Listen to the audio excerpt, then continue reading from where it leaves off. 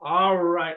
My, Kevin back with you for another episode of the $1 Million Relationships. Now, Brian, shit, I might get emotional doing this one.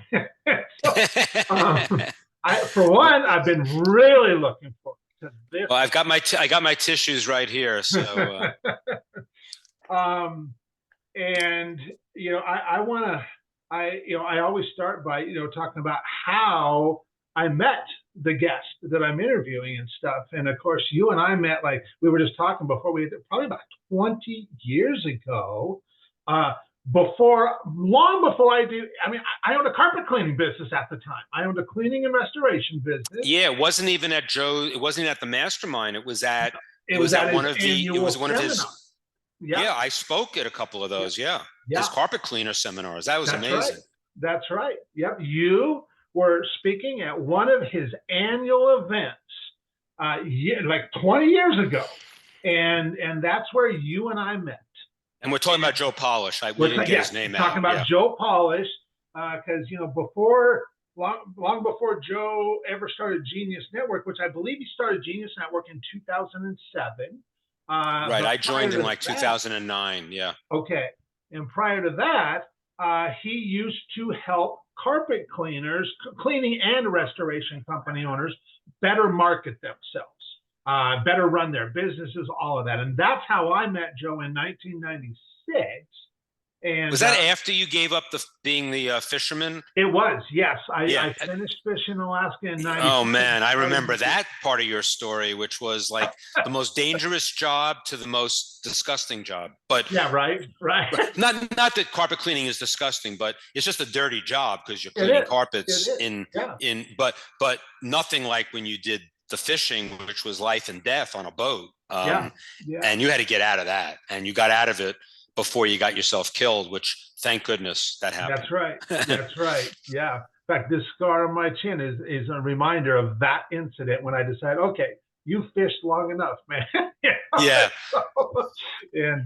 So yes, I am incredible. I mean, so much of what has happened in my life over my 28 years as an entrepreneur, Joe Polish has just been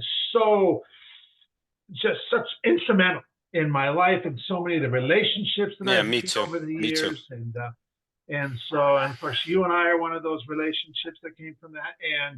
And also, I tell this story a lot because, I've been connecting entrepreneurs, facilitating relationships, making introductions for years. But it was that connection between you and Perry Marshall about 12 years ago, when at the time you were working with Marty at Boardroom, and you guys were trying to figure out the Google AdWords platform, and you're just like, man, Kev, we're just pulling our hair out at this, and this isn't our thing, and actually, it was actually bigger than that. It was more about, again, it was a connection for a connection. I wasn't looking necessarily for Perry to help me with anything in particular. What I wanted to do, because I had just done a full day event with John Benson, who's now a rock star copywriter, AI, VSLs, one of the pioneers of video sales letters. And I was doing these full day workshops while I was at Boardroom working with Marty. And I just wanted to bring good people together. It was kind of like a pre-mastermind of sorts, but it wasn't a mastermind. It was like a one-day, like a one-off seminar workshop. So I did one with John Benson. I got all the best copywriters to come to Boardroom in Connecticut. We had like a room of 50 of some of the best copywriters in the world learning video sales. 2012. Okay. And we just did an amazing job. And I said, okay, I want to do this with somebody else. And I was at Genius Network with you in 2012, 2013. And I said, Kevin, I'm looking to do another event. I think we were in like a breakout group. Yeah, we were. And I always like to be in your, I always want to be in your breakout group because you're so giving and you're so, I don't know, you're just such the warmest person, one of the warmest people I've ever met in the business. And we were sitting together. And I was talking about that I wanted to do another event like the one I did with John Bent. Didn't have to be a copywriter, it could be anybody. And you immediately said Perry Marshall. Perry Marshall at the time was the Google AdWords guy. He had written the book on Google AdWords. Perry would tell you that he doesn't like being the Google AdWords guy because he'd say that was crack cocaine versus philosophy. And Perry likes to dish out philosophy, but you need the crack cocaine to attract people into your philosophy. Yeah. And being an expert in Google AdWords got him traction with more people.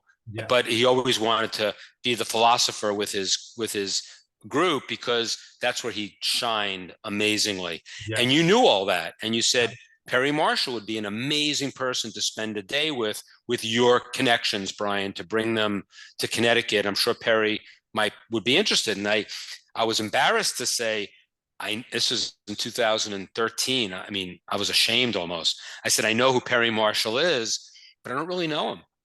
And you said, before I got those words out, I think you were already doing a text to him, or you were sending an email to him saying, you got to meet Brian Kurtz. But when I connected with him, I said, and this is an important point in relationship building, and I think you would agree with this 100%, is that don't assume, don't read your press clippings before they're ripe. And what I mean by that is don't assume everybody knows you because you're a hot number. Sure. And look, some people told me a lot of people in 2013 thought I was a good marketer. They thought I was a good guy. They thought I knew something. That doesn't mean you have license to get into people's grill and impose yourself on them and assume that they love you already, because they may not even know you. And so when I went to Perry Marshall with a short introduction from you, I said, Perry, I don't know if you even know me.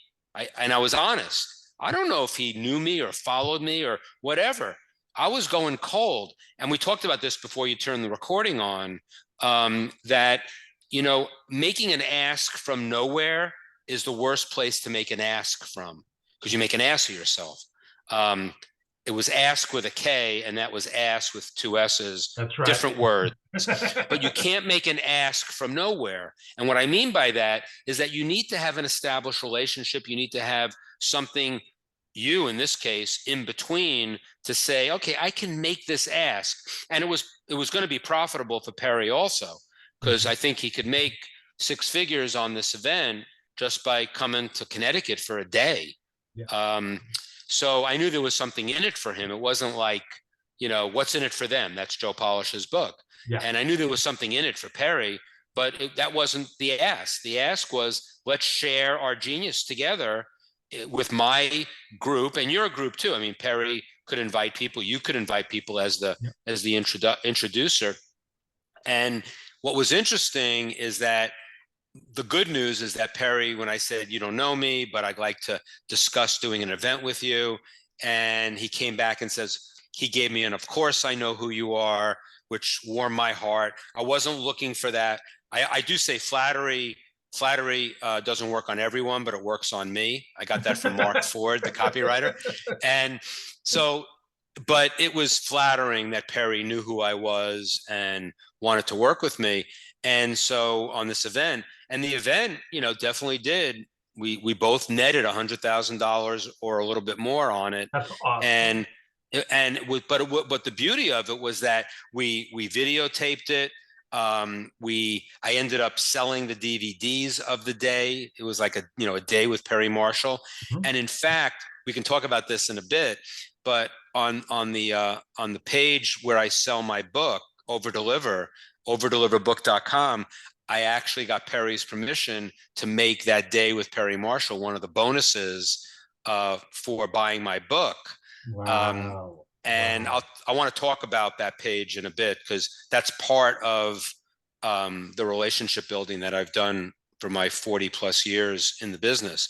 But going back to your introduction of Perry to me, and it just involves so many concepts of relationships, of not making an ask from nowhere, making sure, know what's in it for them going in, but also just being yourself, and and basically no is a perfectly acceptable answer to any request you make or any ask you make. You have to go in with 100-0 mentality, which I talk about in Over Deliver, which is, you give 100% in the relationship. If you get nothing back, that's fine. That's fine. But if your expectation is quid pro quo, I'm going to get half of it back, you need to match me, I'm out on That's that. right. In fact, in my book, I say I've never in my career, and I learned this from Marty Edelston, who was the founder of Boardroom. He hired me, and then I became an equity partner in the business. I became his partner. But he was always about, giving without an expectation of a return. And that's the biggest lesson I learned very early in my career, that everything doesn't have to have an immediate payoff. I even coined the phrase, everything in business and in life is not a revenue event, but everything's a relationship event. And that's why I was so excited to be on your podcast, because you're talking about, what we both live every day. And that's why, I've always had such a fondness for you from the first day I met you, because I saw that we were copacetic, we were very much on the same wavelength when it comes to 100-0, to don't expect returns of everything. And in fact, you were telling me before you turned the recording on, this podcast was the result of Brad Costanzo saying, Kevin, your relationships are so amazing. Do a podcast. And don't think about monetizing it. Because it will monetize. But don't think about that going in. Just think about sharing your wisdom, sharing your connection, sharing everything. That is the most valuable thing you can do.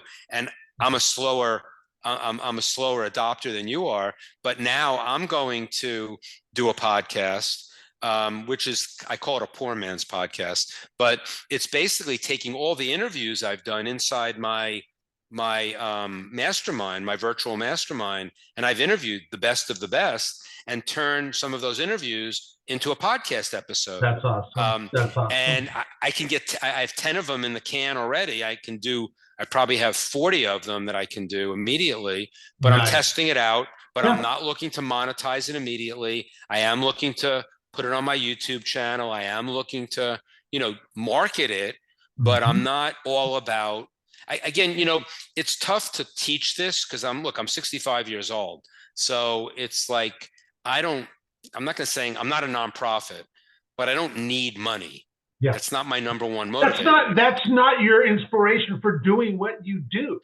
Right. And I also do, but I don't want to do everything for free. That's and right. I am not a nonprofit. However, and again, I have to be careful when I'm coaching 20 and 30-year-old entrepreneurs inside my mastermind.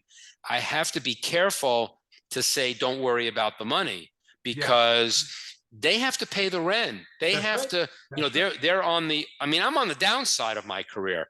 It's a good downside. I'm still profitable. I'm making a contribution. I'm doing stuff that I love, but I'm not like moving up. I'm not moving up. Maybe I've plateaued. I won't say I'm on the way down, but I've plateaued. And when you're at a plateau, money it's the way we keep score. It's the way that we entrepreneurs, judge how they're doing. But when you're on the up and comer, and you're in your 20s or 30s, and you're starting a family. I don't have to tell you about families. How many kids do you have? 15? 7, and then 6 grandkids. Right. So I was exaggerating, but I knew that you are a family guy, and I understand all of that. Money makes your world tick. It makes you contribute more.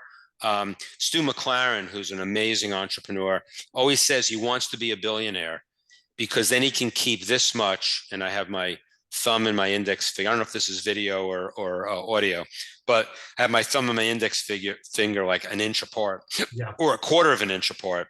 And so if you're a billionaire, you keep this much and then you can give away the rest. in places. And that's a great way to look at life. I mean, Yeah. so I'm not about don't make money, That's right. but That's right. but if you're motivated by the money first, you could get into some traps. And that's all I try to tell the young entrepreneurs in my mastermind. But I have to be careful with that because I want to also teach them how to make money. Totally. And but do it the right way. Do it with That's integrity. Right. Do it the right way. Do it with relationships as you do. So anyway, I've gone on a little that's rant great. here. That's great. And I'm gonna share some, and I can't remember if I've ever shared this with you or not, but that event that you and Perry did. How many entrepreneurs were in attendance at that? I think about 75. 75. Okay. So the opening morning of that event, which was like 12 years ago, I am getting text messages from like, I don't know, 3 or 4 of my friends. And they all essentially said the same thing. But I remember Paul Bingham distinctly because Paul Bingham was there. And Paul is one that always likes to, make sure that if there are shout outs for you or something is happening, he wants to make sure because you're not going to hear it otherwise and you need to hear it. Yeah. And Paul messaged me that morning and said, I'm here at this event that Brian and Perry are hosting, and they are opening comments right now from the stage talking about how you were the one who connected them, and this would have never even happened if not for your role. And then, so Paul explains that, and then he says, Kevin, one never knows where a well-planted seed will sprout. Right. And that was when I got that message from Paul, that was what first got me thinking, man, wouldn't it be cool if I had a business where I just got to do that all the time?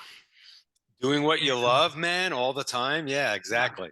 And it took some time, and it didn't really start to germinate until about 2017. But since 2017, this has been my full-time gig. Yeah, you've been rocking it. Yeah, exactly. It ain't been all unicorns and rainbows, as my daughter would say. Right. I will tell you, I'm not too far behind you. I turned 58 last year. I'll be 59 this year. Hey, you're a baby. I feel at 59, Brian, I'm just now really starting to figure some stuff out. Me too. When you it's sort of like if you have, I have 40 years experience. You probably have in marketing, if you include the carpet cleaning stuff you did because you had Joe Polish as your guide. You're probably in 30 years or so. I'm almost 28 years. Yeah. Right. So, and the thing is, you and I are not having 1 year's experience for 28 years or 40 years. It's cumulative experience. Yeah. So you're building on it. And, I was just, I'm going to write a blog post this week. I've written it before and I'm going to expand on it about what I call the double white belt. And the double white belt is a concept I came up with. I didn't invent it, but I came up with it when I realized that, and I asked a couple of black belts in martial arts. I said, is there such a thing as when you've achieved all of your black belts and you have ultimate expertise, is there something that gets you to a beginner's mindset again? And I said, one of them said, it's a double white belt. Because when you're going up in like, I don't know, jiu-jitsu or karate, you start white. I know karate is white, yellow, green, purple, brown, black, and then there are degrees of black belts. Yep. But to come back to a white belt after you can kill somebody with one touch of your hand and go to a beginner's mindset, I think that's where I've been my whole career. Not that I'm a 5th degree black belt in everything. I'm not. But it's basically being a lifetime learner. Yeah. Once you think you know it all, you might as well quit because people are going to get sick of you. Totally. They're just going to say, this guy or this woman is so arrogant. They think the know-it-alls. And whenever I talk with authority about something, so I was talking with authority about 100-0 and how I re-gift people and all this other stuff. We talked about that before we turned the recording on. That was the idea of Christmas cards in July. Yeah. But it's sort of like, you know, you can talk about your philosophy. I mean, I start with always, I haven't invented anything. You know, everything that I have is borrowed. It's not stolen. You know, stealing is a felony. Stealing smart is an art. But you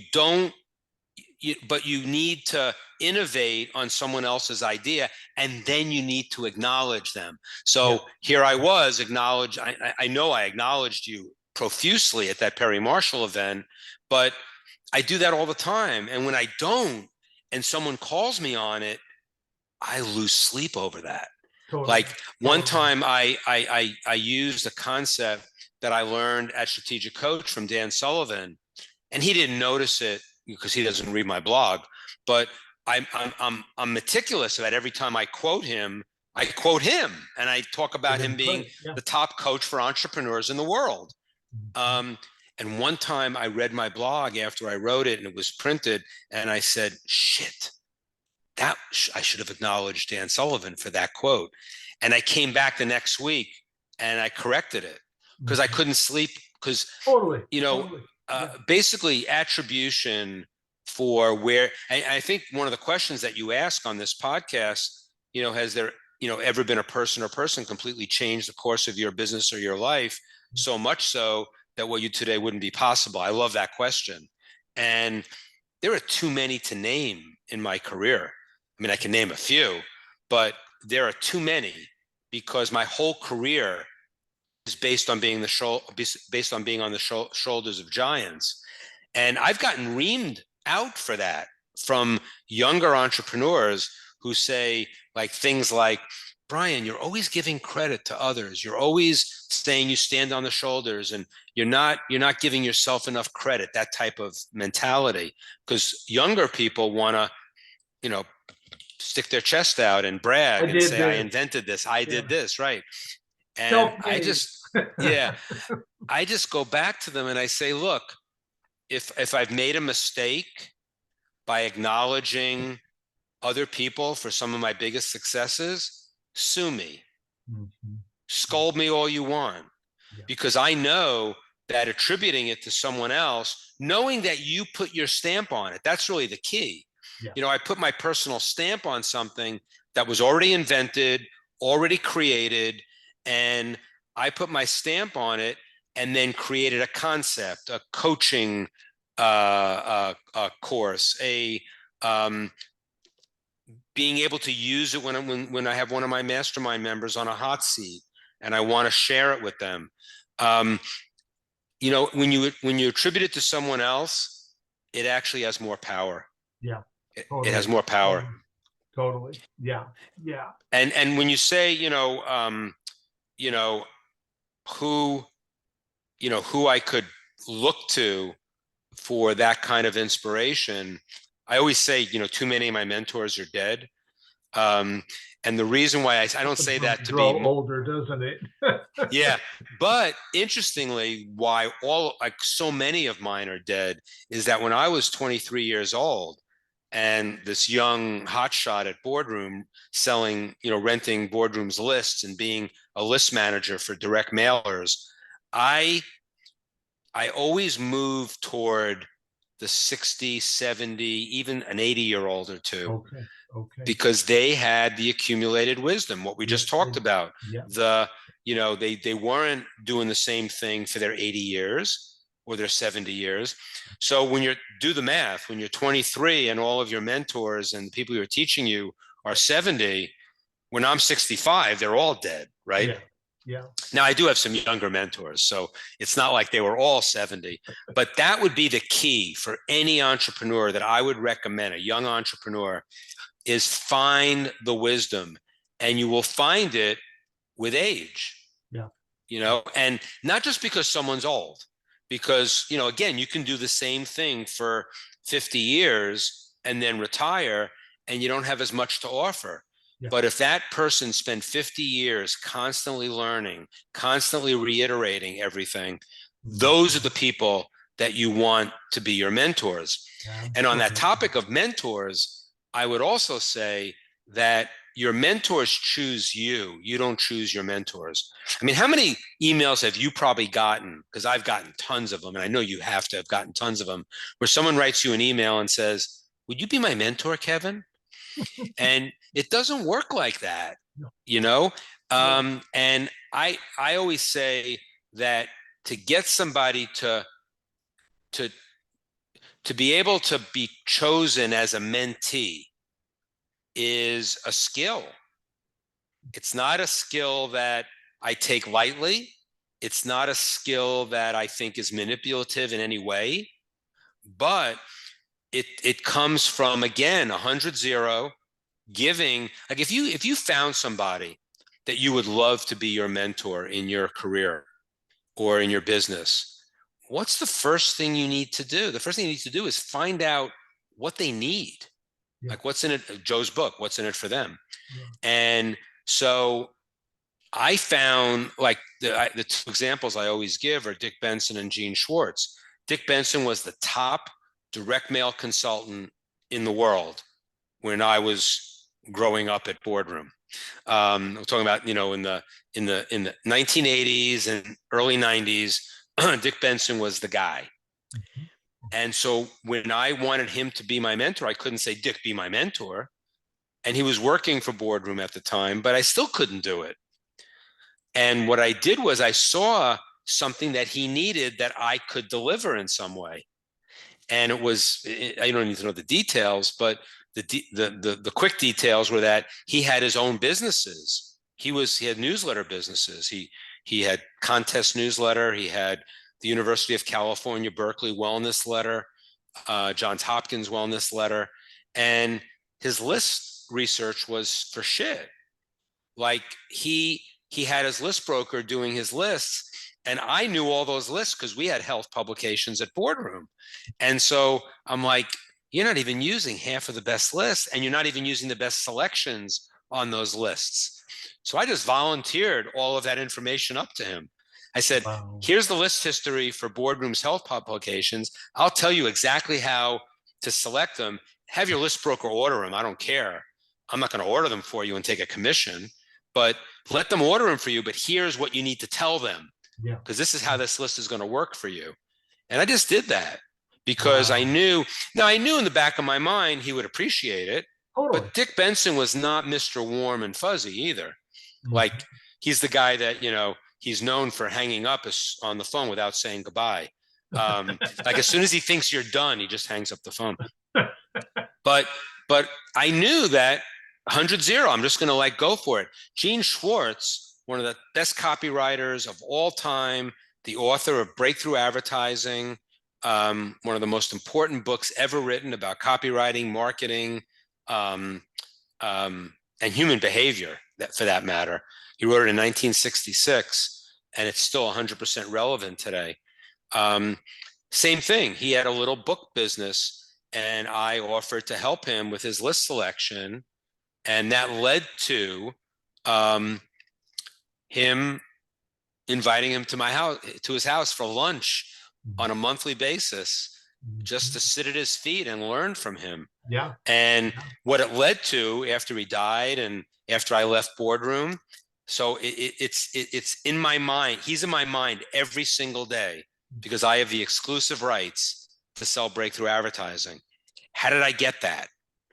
I got it because of the relationship in 1985 with him and 1989 with him, being 100-0 with him. And then when he died, before he died, Boardroom sold a few copies. But when I left Boardroom, I went to Gene's wife, Barbara, and I said, "I'd like to sell Gene's books."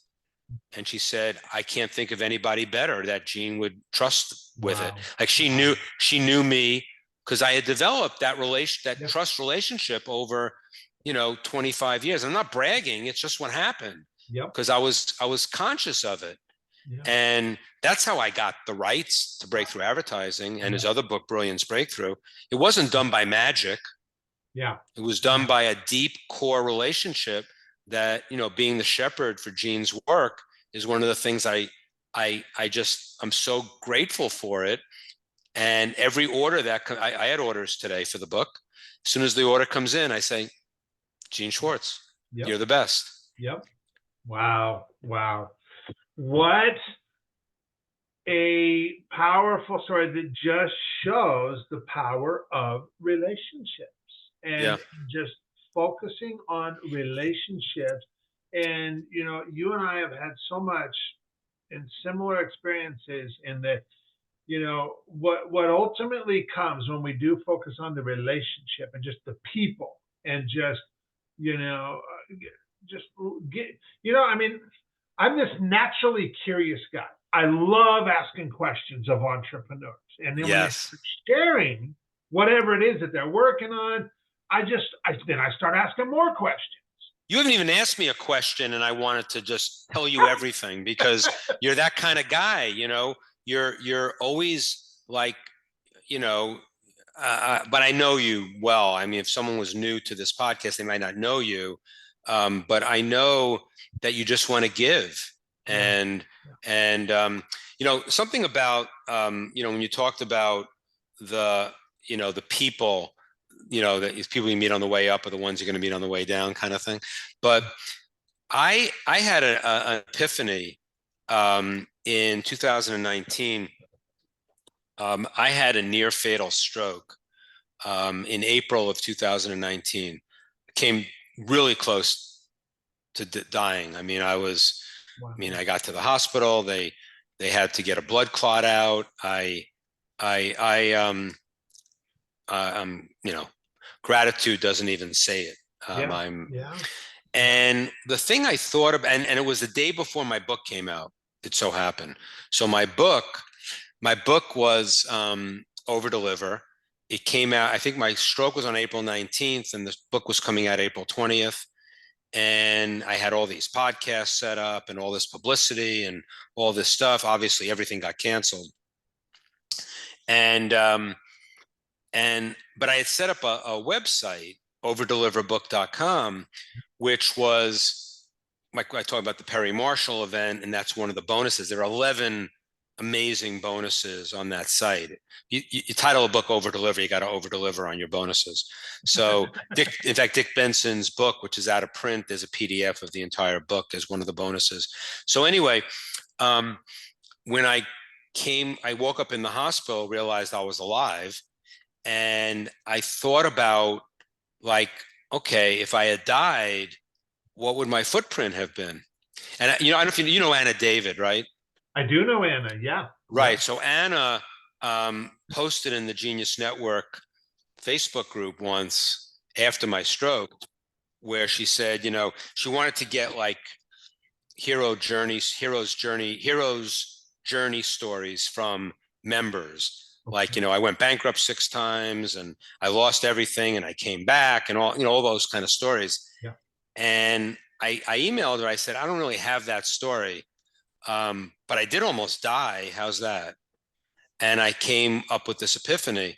And so she did interview me. And then I was very grateful for that because I didn't know if it was a story people wanted to hear. But anyway, the blog post that I wrote surrounding that interview, and also when I thought about, what would be my footprint had I died. And it was, so the subject line was The View from Below Ground. Because I wrote one a year before that, which was The View from Above Ground, like talking about what you need to do while you're alive and live your legacy. Don't think about your legacy as something after you're dead. That was above ground. But now I had the view from below ground, having almost died. And I realized that my footprint was not even my book. My book is, it's a good book. It's, it has my philosophies in it. I guess it would stand the test of time. But it was the overdeliverbook.com site more than the book itself, because the site was where I honored all of my mentors. Now I had them all write nice things about me, but I wanted to have all of my mentors on that site. Joe is on there. I could have had you on there. I wasn't in close touch with you at the time, so I don't think that's probably the only reason why I didn't ask you for an endorsement or a testimonial. But, Dan Sullivan is in there, and Dan Kennedy, and Mark Ford, and, Jay Abraham, who wrote the foreword. I mean, it's a who's who of direct response marketing. Yeah. Jeff Walker. And I'm not name dropping here. This was like my whole career. These are the people that enabled me to write the book. Because you say in your question, on what you have today that wouldn't be possible if not for this person or persons. It's the perfect questions. I would have nothing without those people. Yeah. And so that, as long as the internet never breaks and overdeliverbook.com is on continuous renewal, the URL is on continuous renewal, hopefully that site will live on. I'm not relaunching my book. Yeah. I always believe in the perpetual launch of a book. Totally. Once you have a book, it's always in launch mode, and sometimes you have to update it. I don't really have to update my book too much. It's mostly timeless, but it was an interesting epiphany that it was because of the people I stood on the shoulders of. That was my footprint.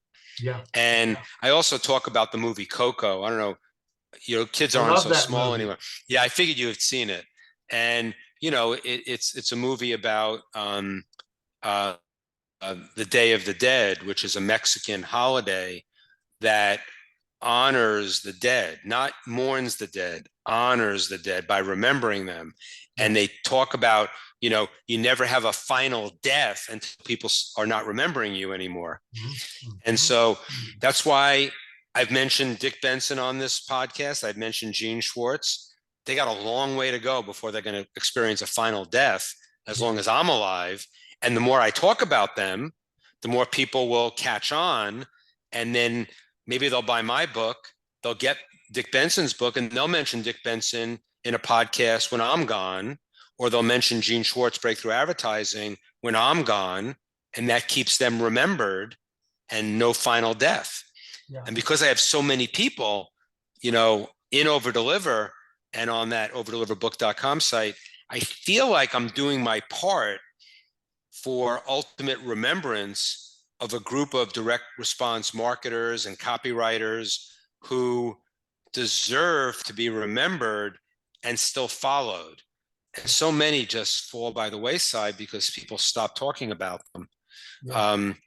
So there's a lot to, I don't know if I've done justice to your question, or whether you definitely did justice to it, for sure. Well, I'm just trying to figure out, like, it's the relationship, stupid, right? It's always the relationship. Yeah. But it's the depths of the relationship, and then continuing the relationship while they're alive, after they're dead. Not everybody on overdeliverbook.com is dead.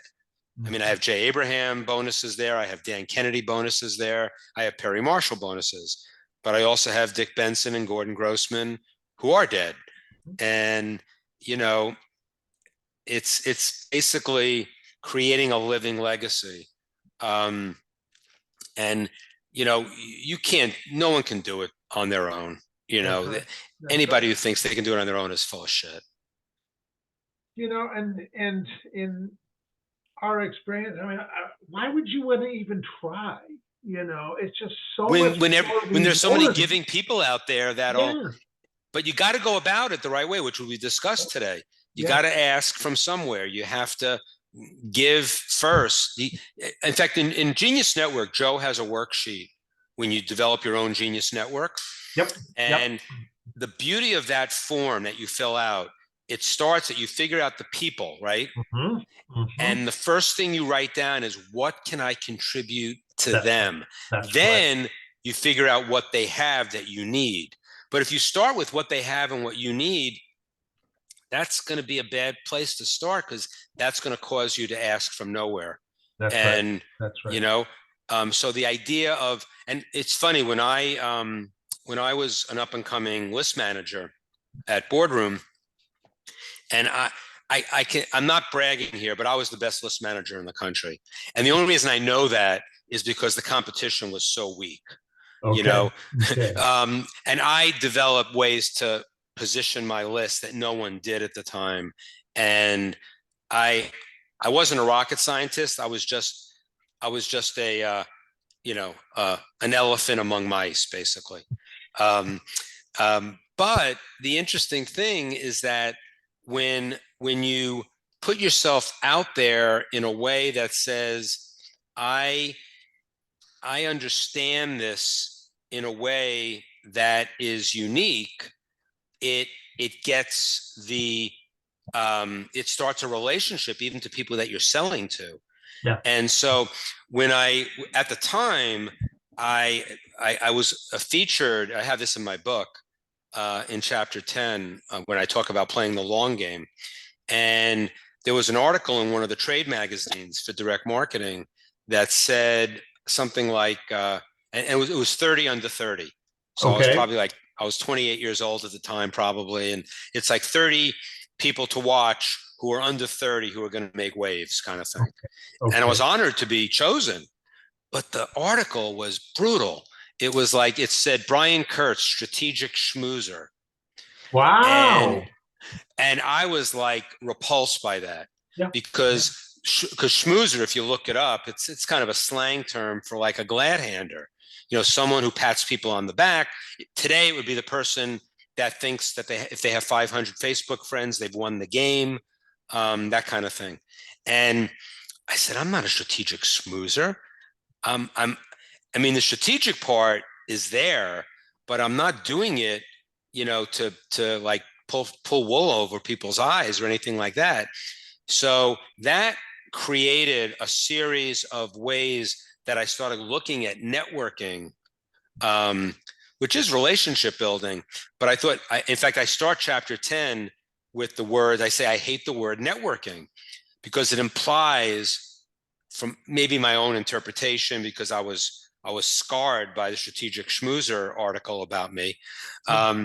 So I then became, it was always about contributing to connect, which is all about you too. I mean, you live for that. And that's why I love that Joe had contribute first, and you can even put down contribute with no expectation of a return. And then you can ask in the future. And that's where the ask comes from somewhere and all of that, which we've already talked about. But the beauty of that contribute to connect kind of takes the sting out of the bad side of networking. Yeah. And it also, because you use the word connection much more than you do networking. I noticed that. Like, I don't think I hardly ever use the word networking. Yeah, and I'm proud of you for that. I'm proud of you for that.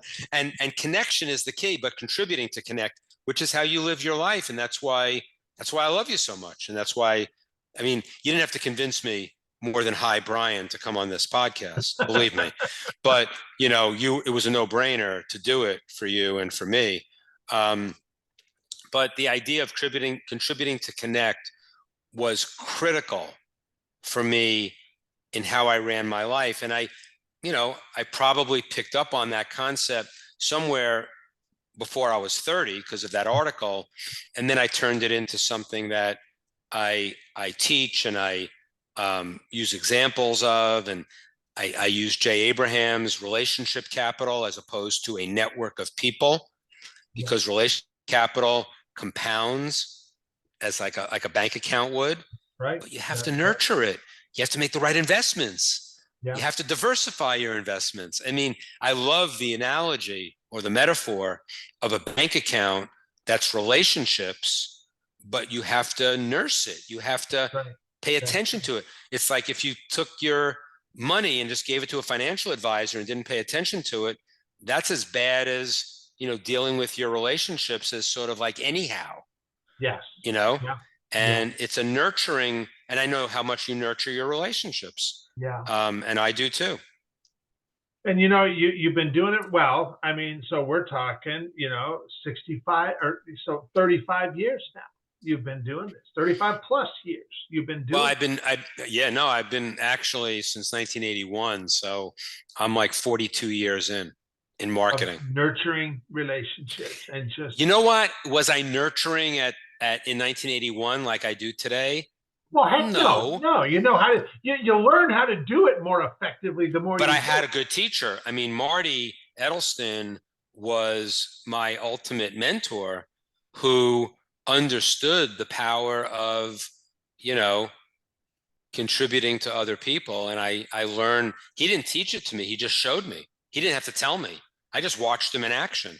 Yeah. All of that is documented in Over Deliver because, in fact, there's a whole section in there about the four pillars of becoming extraordinary. And it was based on the eulogy I gave to Marty when he passed away in 2013. And hopefully I can remember the four. It's God, I have to pull my book out because I'm going to lose it. But I mean, it was, the fourth is saving lives, which Marty did literally, in our publications, in our books, with our health books. But it was sort of like one of them is outrunning the gazelles, meaning that he was a track star who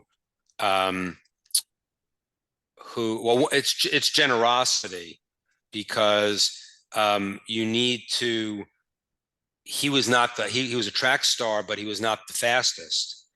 Okay. But how do you outrun the gazelles, the people who it comes natural to? And it's through hard work. Yeah. And so hard work is one.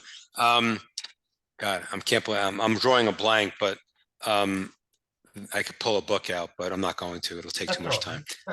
But the idea that, the four pillars are all based on relationships. It's all based on relationships. Yeah.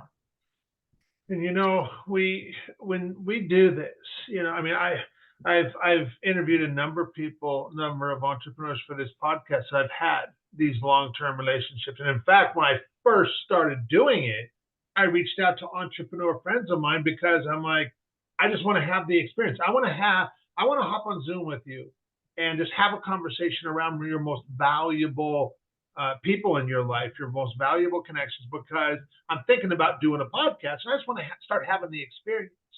And right from the get-go, Brian, it was such an amazing thing. And I can imagine. It was just in such alignment. And one of the fifth guy I interviewed was this guy, Nick Lucas.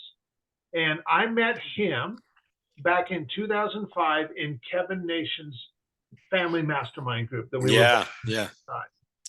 And when we did the podcast interview, Nick reminds me, he said, Kev, I will never forget that time when you and I were at Kevin's place in Henderson, Nevada, and it was when he did that event at that fancy facility. And I was like, oh, I remember that. I remember that facility. That was a nice place. And he said, and I will never forget the conversation that you and I had, because I have always remembered how that made me feel. And he said, Kevin, that was such a, and I'm not going to lie, Brian, I did not remember the conversation that he and I had.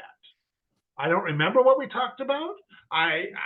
It was 2005. But you know what? If you're being yourself, which you always are, and you're in a conversation, like someone says to me, I'm sure you have the same reaction. Someone says to me, Brian, I met you, 18 years ago. And after we met, you sent me a book and a nice note, and we emailed and whatever. And I said, I don't remember that, but it sounds like me. Yeah. Because you have to be consistent and congruent all the time in your behavior. And if you're not, people are going to notice after you've been consistent and congruent for many, many years. So now, sort of like the pressure's on, not to be on a stage or act, but you got to be conscious of what people are thinking based on the expectation they have of you, and it should come natural. You shouldn't have to act at it. That's right. Because you have to act at it, then it's not going to be as genuine. It's not going to be remembered.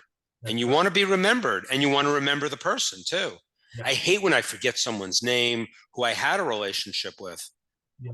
What's your name again, Joe? Yeah. No, I'm kidding. No, but I mean, it can, when you're living a life of integrity, which I believe I do, whenever I feel like I'm out of integrity, even for the smallest reason, it kind of eats at me. It's not a good thing to experience. Yeah. I probably should get off it a little more and give myself a break. But I am who I am, and it tends to, it can eat at me, and I don't want it to. Yeah. So, you know, it's tough being me. It's tough being you, but it's what we got. It's what we're That's right. stuck with. That's right. We're doing the best we can with what we got, Exactly. Exactly. Well, okay. So I did. I know my assistant went and she grabbed your bio, which I loved your bio, and I love how it ended with talking about you being a baseball vet, and that you want to An umpire, yes. or an umpire, I mean, and that you want to the Little League World Series and stuff, and hopefully that'll happen soon. Yeah, I mean, I'm getting old. Yeah. I want to do it. I don't want to be in a wheelchair when I'm there. Not that I couldn't do it in a wheelchair, because people can do amazing things in wheelchairs. But yeah, I've been umpiring my whole life. What is a fat kid in Little League when they go to the big field to the 90-foot bases, when I'm too slow to hit a single anymore, because I can hit it far, but I can't get to first base because I'm slow. How do I stay in the game? And umpiring was it.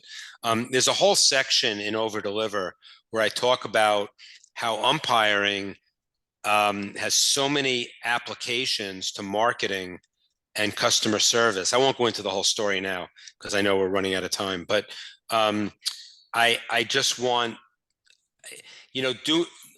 engaging in your passions can be something that's not your vocation, but it can be something that could be part of your life. And it's important to keep those things alive in your life. And so I was a Little League umpire when I was 15 years old until I went to college. And then after college, I did men's softball, and I actually umpired all over Brooklyn and Queens and New York City. And then when I moved to the suburbs with my family, I volunteered in the Little League, my local Little League. I became the umpire in chief of my Little League, and then I do varsity high school games. I've kept it alive because it's something that has nothing to do with my job and marketing, and yet it has everything to do with it. It's like a focus that you need to have that doesn't have anything to do with marketing, but it gives me more focus on my job when I come back from umpiring a game. And the customer service aspect is a really good story, and I encourage people to read it either on my blog page or in Over Deliver. Yeah, for sure.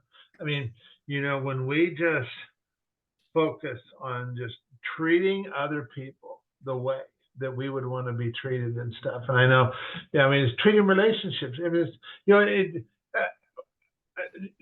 when I was running the other company, the publishing company, we ran that for 12 years, and I did almost 600 strategic partnerships over those 12 years. Wow. And that's where I just really learned the power of relationships and figuring out how can I best serve them, which I found out that was it was through making connections, because they always tell me about what they're working on, what challenge they're up against, what opportunity they might want to take advantage of. And I just kind of naturally default to, well, who do I know that might be able to help with that? And so I just started making those kinds of connections and stuff. And and just being of service, it carries so much weight. And also, I think I thought you were going to say being of service, but I thought you were going to say being observant. I mean, you have to be, and you said you have curiosity, you ask questions. I mean, all of that goes into being in service to other people. Yeah, totally. Absolutely. Absolutely. Well, Brian, I just really appreciate you. I appreciate you. I appreciate you too. Time to have this conversation today and share, your years of expertise and experience. And I'm really excited to get this interview out there and share it with others. And And, any last thing you feel led to share before we call it a wrap? I wouldn't, I don't make money on my book. It's like I have to earn out I still have to earn out my advance on the book, and it's not close yet. So, but I would encourage people to go to overdeliverbook.com. Okay. Check out, even if you're not going to buy the book, just check out how I positioned myself, the book, my career in relation to the great people that I've had the privilege and pleasure to share my career with. So that's overdeliverbook.com. And if you want to, opt into my online family, I don't even call it a list. Talk about relationships, right? But if you want to opt into my online family, I blog every Sunday. I don't sell much at all except my own educational stuff. Sometimes I'll do an affiliate, but not for cash. Like I'll do an affiliate mailing for somebody who I want to share their wisdom, and as long as they give a discount in equal to my affiliate commission to my online family, I will promote it. Yeah. So so it's really good. It's good. It's not you won't hate being in my online family. I can assure you. You may not love it, but you're not going to hate it. And so that's briankurtz.net, BrianKurtz.net. Just log in there. A lot of free content there. My blog archive is there, so you can read a lot of my stuff. Yeah, I mean, anybody who's in your world, I'd want in my world, just because of who you are. So getting them into my world would be all I care about. So those are the best ways to get into my world. I have a mastermind that, at some point I wouldn't even ask you to join, because ask your listeners to join, because that would be an ask from nowhere. You need to get to know me more before you could know if I could help you. And that would be being part of my online family and reading me over a period of time. So I'm not even going to give the URL for my mastermind, because that would be not the best way to engage with the listeners here. But overdeliverbook.com would be one way, and briankurtz.net another way. Perfect. Well, Brian, once again, thank you so much. Thank you. For taking time to have this conversation. Appreciate it. And yeah, thanks again, man. Thank you.